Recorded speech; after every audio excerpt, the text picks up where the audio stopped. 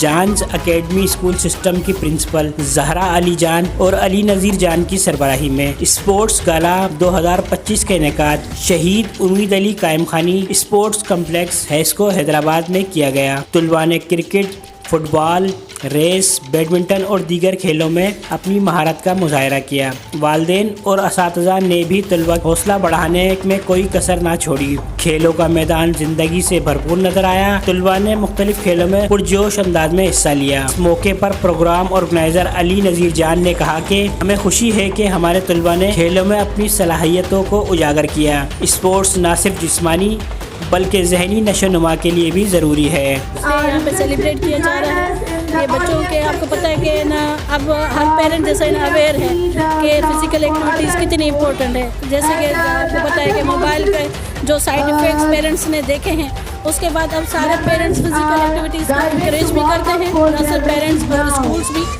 اس لیے ہم جو ہے ہر سال ہی کرتے ہیں اینول اسپورٹس ڈے، اور ہم ویسے بھی فزیکل ایکٹیویٹیز کو انکریج کرتے ہیں، اور پیرنٹس کی بھی بہت موٹیویشن ہمیں ملتی ہے اس میں۔ اور میں سمجھتی ہوں کہ ایسی فزیکل ایکٹیویٹیز ہونی چاہیے، نہ صرف اسکولس میں بلکہ اسکول کے علاوہ بھی۔ آپ دیکھیں کہ نا ہمارے جو ہے نا اب پارکس جو ہیں، جو کالونیز کے پارکس تھے، وہ اب ختم ہوتے جا رہے ہیں۔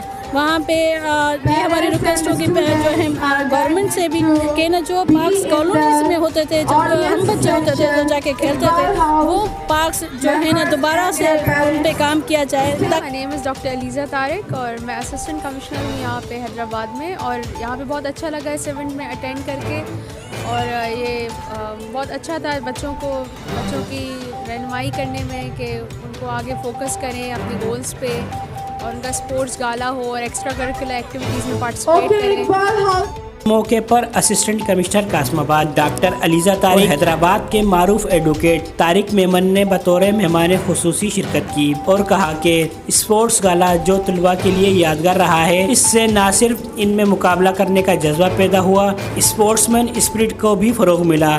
کیمرہ ٹیم کے ہمراہ Jahanzeb Ali, bureau chief, South Asia, global T V, Hyderabad.